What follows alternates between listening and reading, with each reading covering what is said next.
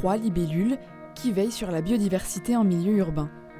Valoriser les villes engagées pour l'environnement et ainsi préserver les ressources en eau, c'est l'objectif de Communes Nature, un label créé par la région Grand Est et les agences de l'eau. C'est une démarche qui vise à réduire donc les produits phytosanitaires et donc l'impact des pesticides sur les ressources en eau.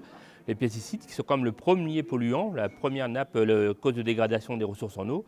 Et pour nous, cette démarche est importante parce qu'elle repose sur 3 piliers. Le premier pilier, c'est les actions concrètes. Les collectivités qu'on a vues ont monté des initiatives complètement remarquables. Donc c'est l'initiative qui vient du terrain. Le deuxième pilier, c'est l'aspect formation des employés municipaux pour avoir une action qui soit durable, pérenne dans le temps. Et le troisième volet, c'est la communication avec le grand public. Chaque année, lors d'une cérémonie, les villes qui se sont impliquées reçoivent un panneau. Plus il y a de libellules, plus la démarche écologique est forte.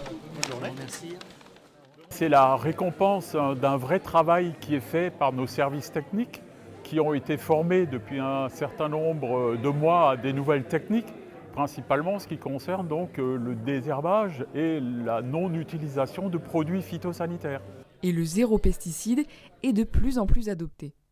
Par rapport à la dernière manifestation d'il y a 2 ans à Holzheim, donc nous passons pour les trois libellules de 10 à 17%. La démarche a été initiée, la Commune Nature Zéro Pesticide, en 2011.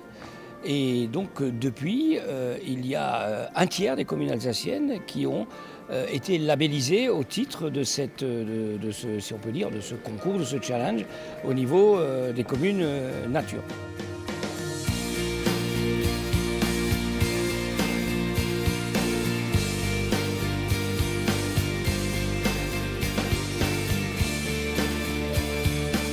Pour obtenir ce label, la première étape est de signer une charte régionale par laquelle les villes s'engagent à préserver leur patrimoine naturel commun.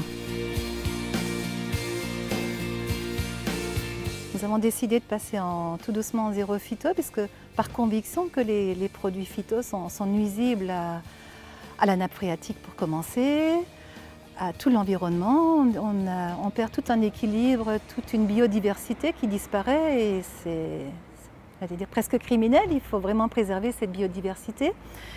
Puis préserver aussi la santé des ouvriers qui traitent avec ces produits. On sait aussi qu'il y a des effets sur la santé, c'est maintenant reconnu aussi, et aussi pour les habitants. Mais les municipalités doivent aussi faire accepter ces changements aux citoyens. Il faut vraiment que ces messages passent au niveau de la population, parce que c'est vrai que c'est pas évident à accepter. Donc on a fait pas mal de diverses manifestations, il y a eu des conférences, on a eu une exposition récemment sur la nappe phréatique. On a fait 3 balades aussi d'herbes folles, vraiment pour convaincre les gens que ces herbes finalement elles sont bonnes, elles ont des vertus. Et les équipes techniques communales ont également dû s'adapter. Pour limiter l'arrosage et pour diminuer la pousse d'herbes indésirables, paillage, plantes adaptées à notre région, moins d'arrosage, un peu plus de main-d'œuvre, je dirais, dans les espaces à traiter. Donc on passe plus de temps, on fait moins autre chose, on sous-traite plus l'éco-travaux et on fait plus de travaux d'entretien.